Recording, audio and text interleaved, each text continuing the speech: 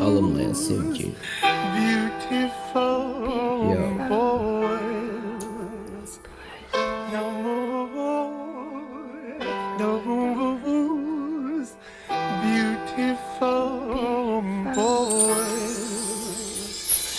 Yüreğim açıqdı amma qapımdan bağlı.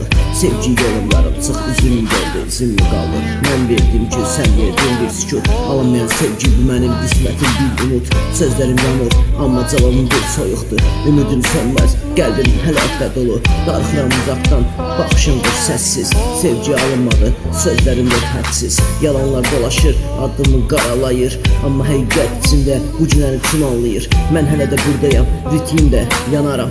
Alınmayan sevgi ürəklərimdə qalar. Kaş ki sevməzdim, ürəyim yanmazdı. Gecələr susmazdı, gözlərimdə dolmazdı. Kaş ki sevməzdim, yalanlar dolaşmazdı.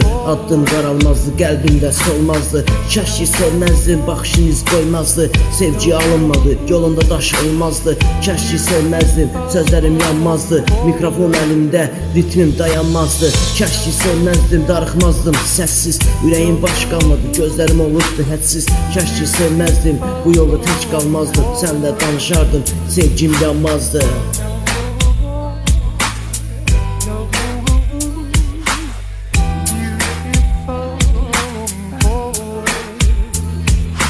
Başlarım ciddenlikçe içimde bir küçük yanar. Sanki bugünkü dünyaya olan ümidim yanar.